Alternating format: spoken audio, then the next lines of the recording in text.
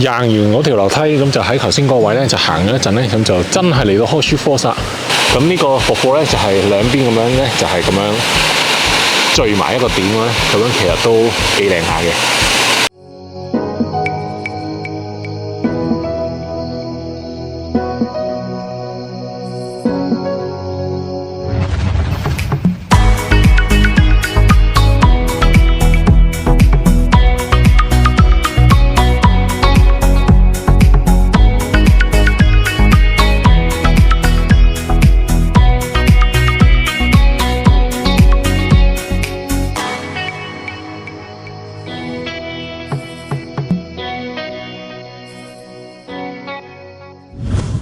而家上到嚟呢個 Henson Peak 啦，哇！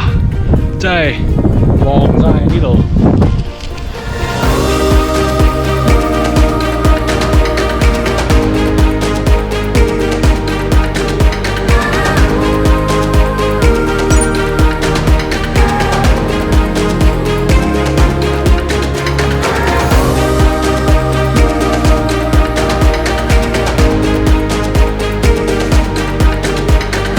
超靚啊 ！Hello， 大家早晨好。咁咧，我就其實已經由 Cradle Mountain 嗰度出翻嚟啦。咁我由 Cradle Mountain 出翻嚟嗰陣時啦，我就走咗去西面嘅 Tasmania 啦。咁就喺嗰度 stay 一晚。咁跟住咧，就而家就出翻嚟比較近 Hobart 嘅地方啦。咁我依家咧就喺呢度叫 Mountfield National Park。咁就距離 Hobart 大概1至1個半鐘頭嘅車程左右嘅啫。咁其實成個 Tasmania 咧，其實係有好多唔同嘅瀑布睇嘅，唔會話因為夏天小雨水咧就而睇唔到瀑布咁樣嘅，就冇呢樣嘢嘅。咁所以今日咧就嚟到 Mountfield National Park 咧，就去睇呢個瀑布咁樣啦。咁其中咧呢度一定要睇嘅咧，就係其中一個叫 Russell Falls 嘅一個瀑布啦，就係一個非常出名嘅，而嚟到 Tasmania 咧都係一定要睇咁樣嘅。咁但係咧，佢呢度除咗 Russell Falls 之外啦，其實係仲有2個唔同嘅瀑布，同埋有一個叫 Tall Tree Track 咁樣嘅。咁所以咧，佢呢度咧就係有一條路咧，就係可以行晒所有嘅地方。咁所以呢條片咧，我就會係行嗰條叫 3-4 Tracks， 就係包含晒所有嘢。咁所以我亦都會拍晒你應該要睇到嘅嘢喺呢個 National Park 入邊咧。咁到陣時咧，你就可以選擇到底你自己想睇啲乜嘢。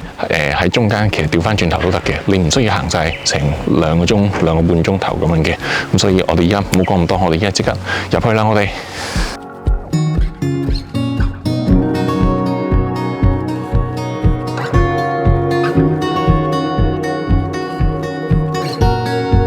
咁穿過 Visitor Centre 咧，咁我哋就其實已經見到有一個牌咧，係寫住 Russell Falls 咁樣啦。咁所以咧，我哋沿住呢個牌行咧，咁就得啦。咁如果大家嚟到 Tasmania 嘅話咧，咁其實呢度嘅 National Park 咧，佢就係每一個行山徑咧，佢都會有一個咁樣嘅 logo 嘅。就係呢個咁樣嘅，就係寫住係 Tasmania 60 Great Short Walks 咁樣嘅。咁所以如果大家即係苦惱緊到底咁多行山徑我應該點樣揀嘅話咧，咁其實咧你係可以認住呢個 logo 咧，咁就係實冇衰嘅，因為呢個係即係人哋推薦、人哋 highlight 咁樣嘅。咁所以咧，我哋而家就喺呢度啊 Visitor Centre 呢度出發，咁我哋就會咁樣兜個圈，跟住就翻嚟咁樣嘅。咁呢個 track 咧就一定冇 Cradle Mountain 嗰啲咁 hardcore 噶啦，咁所以大家唔需要擔心。咁其實可能最多呢度都係有啲樓梯啊，即係少少斜路咁樣，就唔會話攀石嗰啲咁誇張嘅。嗱，嚟到呢度就見到一個大牌啦，咁所以咧我哋就係會行晒咁多個就係叫 Lady Baron Falls Circuit 咁樣嘅，就係佢話2個半鐘，咁啊 maybe 2個鐘頭到咧，咁就應該可以行得晒啦。Let's go！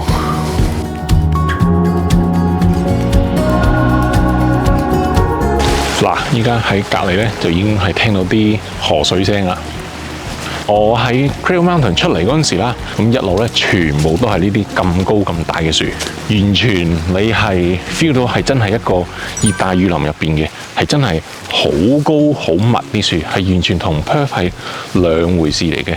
即係你喺 Perth 嘅話咧，冇話 Perth 成個 WA 嘅話咧，基本上你係好難咧會揾到呢啲咁密嘅樹嘅。你睇下。依係直情密晒，完全啲陽光係睇唔到嘅，黑晒嘅，係直情係真係好誇張呢度啲樹。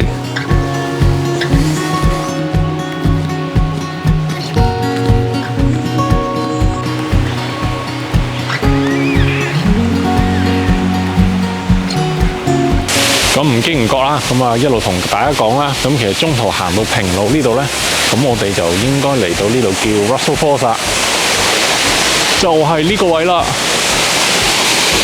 哇！呢個真係好靚，好高。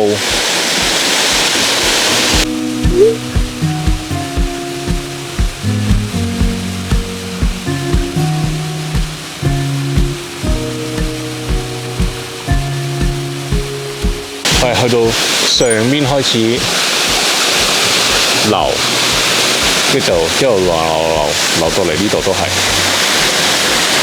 咁呢度咧就係成個一個平台，咁所以咧你就可以以 Russell Falls 呢度咧就係作為一個 background 咁樣啦。咁啊，趁我而家冇人咧，因為我而家時間都係比較早，而家係大概朝頭早9點半左右，咁所以咧就趁未有人嚟之前咧，我就喺度 set 晒腳架俾我影咗相先啦，等我。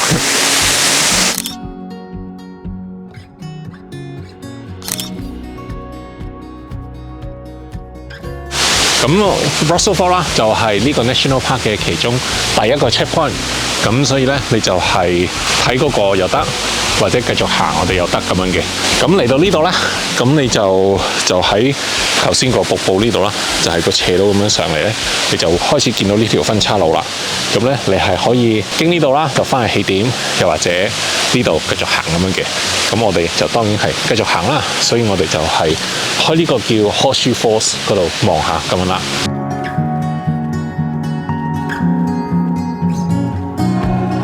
喂起，原來呢度都有一紮樓梯嘅喎。頭先行完嗰度咧，佢就有呢啲木樓梯咁樣，咁就一路硬上嚟，依家硬到我成個人出晒汗。咁上到嚟呢度咧，呢度就係 Russell Falls 個頂啦。啲水就係咁樣飛落去咁樣。行完嗰條樓梯，咁就喺頭先嗰個位咧，就行咗一陣咧，咁就真係嚟到 Horseshoe Falls 啦。咁咧就係由呢度咁樣入去嘅。嗱，你離遠已經係聽到啲瀑布聲啦。哇！嗱，就係呢個啦 ，Horseshoe Falls。咁呢個就當然冇 Russell Falls 個咁高啦。咁呢個瀑布咧就係兩邊咁樣咧，就係咁樣聚埋一個點咧，咁樣其實都幾靚下嘅。呢個就係 Horseshoe Falls 啦，呢個。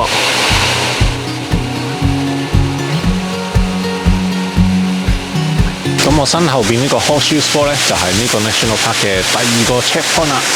咁其實周邊呢個環境啦，即係唔單止呢個瀑布啦，即係周圍啲樹啊，其實係成個氛圍都係好靚嘅。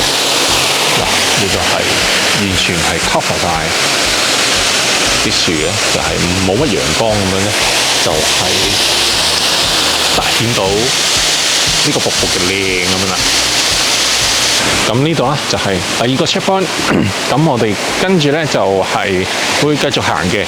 咁我哋去到第三個瀑布之前咧，好似係有個叫 Tall Trees Track 咁樣嘅。係去呢個 Lady Baron Falls 之前咧，就係會有呢個 Tall Trees Walk 咁樣嘅。咁我哋就去咗呢個 Tall Trees Walk， 跟住咧就會睇埋呢個 Lady Baron Falls 咁啦。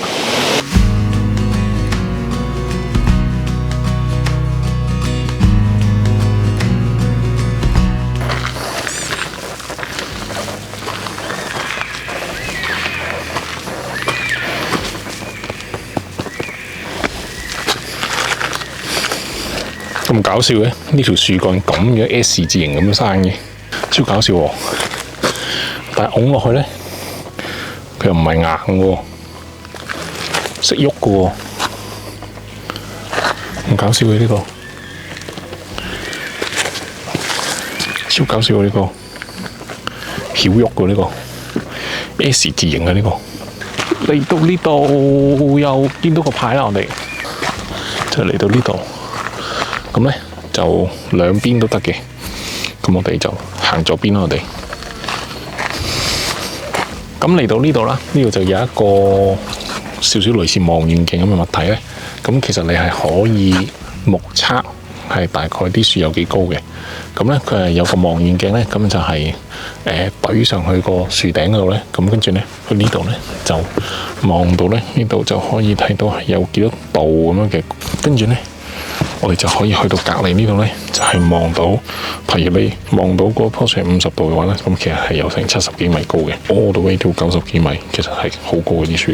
咁呢個 Tall Trees Track 有咩特別咧？咁就唔係單止高咁簡單啦，咁其實呢個 track 咧就係有咗全世界最大嘅一種開花植物，咁就其實係 Eucalyptus 啦，就係一種樹啦 ，native to Australia 嘅，咁同埋亦都係非常之粗、非常之大，係可以生得好高、好誇張嘅。咁你可以睇下，其實呢棵咧都幾勁啊！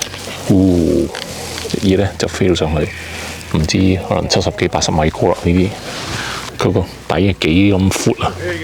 咁所以呢個 track 咧就係全部有晒呢啲咁嘅 Eucalyptus tree 咁樣啦。咁所以咧你嚟到呢度咧就係可以睇到啲樹界中嘅大隻佬，好誇張。你見到呢棵又係啦，黐線啊，高到嘔啊！一路慢慢拼上去，哇！呢度真係高度啊！上高都有，真係。真係超級誇張係，咁呢啲樹最搞笑嘅咧，就係佢 eventually 啦，佢哋係會冧落嚟嘅，即係生到咁上下 size 咧，佢就會冧落嚟啦。咁你見到我身後，其實呢度咧呢棵咧都係冧落嚟啦。嗱，佢個底喺度，咁你可以見到咧，佢啲樹根咧都係已經生晒啲草喺上邊，即係咁樣啦。佢係成個咧就咁樣拍咗落去。就係一路延伸喺嗰度咁樣嘅，咁所以呢啲樹咧就唔係話屹立不倒，就永遠生就永遠都唔會冧嘅，就唔會嘅。Eventually 啦，唔知幾多百年啦，就會冧嘅。咁呢啲真係好誇張，好大，真係。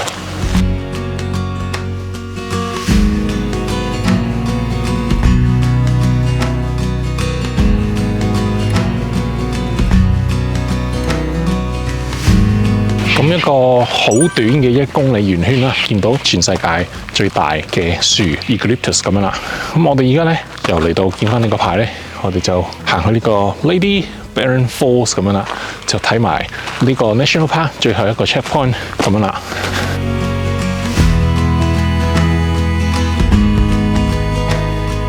咁喺 Tasmania 嘅 National Park 啦，咁大家其實係可以好容易係 spot 到一啲野生動物嘅。咁最 common 嘅就當然係袋鼠啦，同埋我哋叫 Wombat。就係會比較常見到嘅。咁其他譬如話之前拍過嘅 Tasmanian Devil 咧，基本上你就係好難會見得到嘅。同埋呢啲咁嘅動物咧，通常都係叫 nocturnal 嘅，即係通常都係夜晚先會出嚟嘅。咁所以日頭啊呢啲咁嘅時間比較多人咧，就好難會見到嘅。通常你係會接近黃昏啊，即係譬如5點零、6點零啊，咁所以咧先會見到嘅。又或者你係超級早嚟咧，你先會見到嘅。但係你話呢啲日光日白嘅時間咧，就其實係好難會見到呢啲咁嘅野生動物嘅。其實唔單止係 Tasmania，even 喺 Perth WA 咧都係一樣，都係接近日出啊、日落呢段時間咧，先會縮到呢啲咁嘅野生動物嘅。哇！嚟到呢度就開始完全係超級密啦，完全係啲樹 cover 晒啲頂啊，係完全開始睇唔到啲陽光咁樣啦。哇！係超級密啦，呢度係。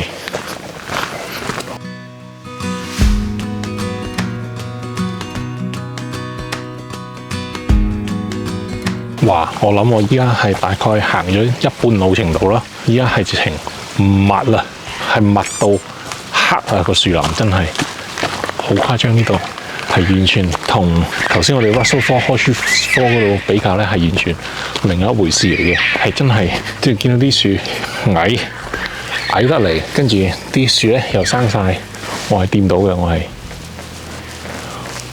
完全係唔密啦。密到黑啊！直情係，我哋就應該行多 probably around 10分鐘到，咁我哋就會到最尾嗰個瀑布啦。我哋 Let's go！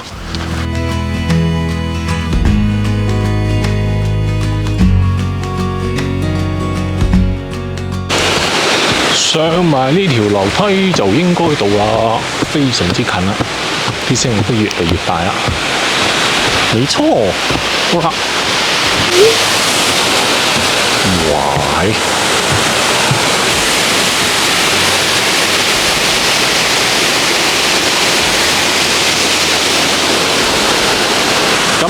布啦，就同頭先我哋睇嗰兩個瀑布有啲咩唔同呢？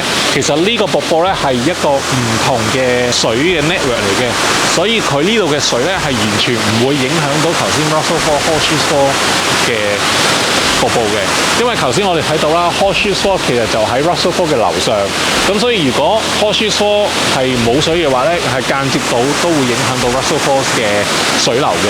但係呢度咧係完全唔同嘅 network 嚟嘅，同埋呢個嘅瀑布咧係更加依賴雨水嘅。但係你可以見到啦，我哋而家2月嚟咧都係一個比較乾嘅月份啦，喺 Tasmania， 但係都其實你會見到係非常之多水嘅。咁所以如果真係喺比較一啲多雨水嘅月份嚟啦，即係或者未太凍嗰陣時，或者 even 4月嗰陣時咧，呢度啲水係會更加多，會更加流得快。咁睇上嚟個效果咧，亦都會比較壯觀嘅應該。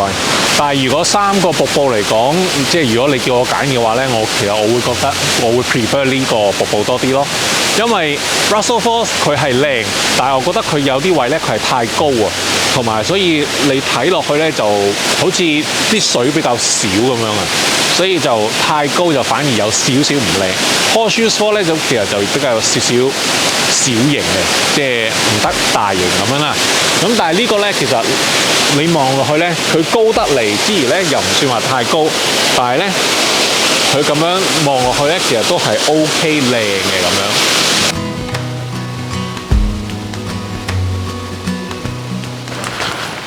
咁行翻出嚟啦，就見到有個牌咧，就係翻去起點嗰度咧，就係要行 around 40分鐘到咁上下啦。咁所以咧，我哋而家就行咗先啦。